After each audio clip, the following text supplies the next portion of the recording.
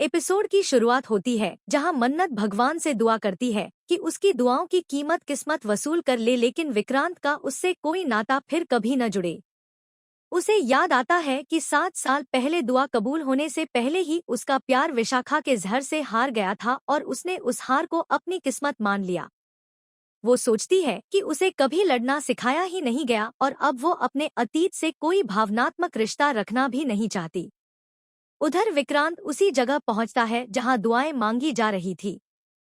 मन्नत और विक्रांत एकदम करीब होकर भी एक दूसरे की मौजूदगी से बेखबर रहते हैं। तभी बंटी और यूवी के बीच झगड़ा हो जाता है। विक्रांत उन्हें रोकने के लिए आगे बढ़ता है और मन्नत को देखने से चूक जाता है। याशिका कहती है कि वो सिचुएशन संभाल लेगी और विक्रांत को दुआ को ढूंढने के लिए भेज देती है। वो सोचती है कि आज विक्रांत का मूड खराब नहीं होना चाहिए, वरना उसकी प्लानिंग खत्म हो जाएगी। दुआ मन्नत को डांस फ्लोर पर खींच लाती है और दोनों साथ डांस करती हैं, जबकि विक्रांत दुआ को ढूंढता रहता है। विक्रांत भगवान से प्रार्थना करता है कि न वो मन्नत को देखे और न मन्नत उसे देखे। वो मन्नत को गुनहगार और बेवफा कहकर आरोप लगाता है कि उसने उसकी जिंदगी तबाह कर दी। आज भी वह उसकी बेवफाई की आग में जलता है, जबकि मन्नत बेफिक्र अपनी खुशी मना रही है। वो मानता है कि उसकी आंखें आज भी उसे तलाशती हैं, लेकिन अब सब खत्म हो चुका है।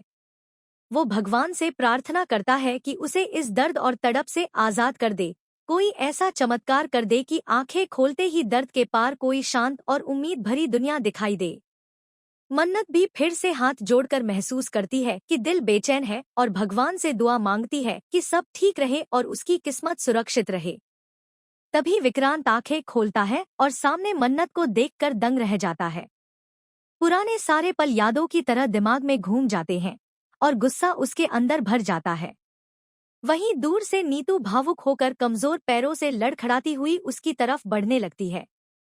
विक्रांत सोच में पड़ जाता है कि मन्नत वहां कैसे हो सकती है।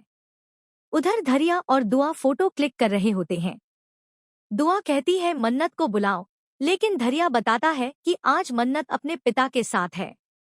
गोपाल शिकायत करता है कि वो फोन कर रहा था लेकिन फोन बंद था। धरिया उसे बताता है कि उसे मजबूरी में फोन ऑफ करना पड़ा। धरिया कहता है दुआ कुछ अनवांटेड पिक्चर्स डिलीट कर दो और खुद गोपाल से बात करने चला जाता है। गोपाल उसे अगले दिन के लिए आइस ऑर्डर याद दिलाता है। धरिया कहता है कि वह मन्नत को बता देगा और ये इवेंट बहुत बड़ा है और मन्नत उस पर भरोसा करती है, इसलिए कोई गड़बड़ नहीं होनी चाहिए। गोपाल उसे भरोसा दिलाता है कि सब ठीक होगा। गुड्डी ये बात सुनकर घबरा जाती है, क्योंकि उसने आइस का कॉन्ट्रैक्ट बाबलू को पहले ही दे दिया होता है और अगर गोपाल आइस दे देगा तो उसका कमीशन खत्म हो जाएगा। वो प्लान करती है कि गोपाल को रोकेगी। इधर विक्रांत सोचता है कि मन्नत सर से पांव तक झूठ है और उसके भरोसे और प्यार का बदला सिर्फ धोखे से दिया। दूसरी तरफ मन्नत भगवान से दुआ करती है कि जो बीत गया सो बीत गया, अब वो सिर्फ अपने परिवार के साथ रहना चाहती है और नीतू का ठीक होना चाहती है। तभी अचानक आग लग जाती है। मन्नत चेहरा ढंककर पीछे हटती है और विक्रांत खुद अनजाने में मन्नत को बचाने के लिए उसे ढक लेता है। उसकी हथेली आग से जल जाती है, लेकिन दोनों चेहरा ढके रहते हैं, इसलिए मन्नत उसे देख नहीं पाती। उसी वक्त नीतू गिर जाती है और मन्नत की नजर उस पर पड़ते ही वो उसकी तरफ भागती है और विक्रांत को देखे बिना वहां से चली जाती है। वहां हड़कंप मच जाता है। धरिया नीतू को डॉक्टर के पास ले जाता है। गुड्डी गोपाल को झूठ बोल देती है कि मन्नत ने ऑर्डर कैंसिल कर दिया और बिल भी दिखा देती है। गोपाल चला जाता है और गुड्डी चैन की सांस लेती है। इधर विक्रांत समझ नहीं पाता कि मन्नत गायब कैसे हो गई। उसे यकीन नहीं होता कि वो भ्रम था, क्योंकि उसने साफ देखा था। वो सोचता है अगर वो सच में यहाँ थी तो अब कहाँ है। याशिका आती है और पूछती है कि वो वहाँ क्या कर रहा है और यूवी के साथ प्रेयर्स में चलने को कहती है। डॉक्टर नीतू को देखकर कहता है कि अगर बकाया पेमेंट नहीं हुआ तो ट्रीटमेंट शुरू नहीं होगा और नीतू की जान को खतरा है। मन्नत कहती है कि नीतू को बचाना ही होगा और भगवान से दुआ करती है। नीतू बेहोशी में विक्रांत का नाम बड़बड़ाती है।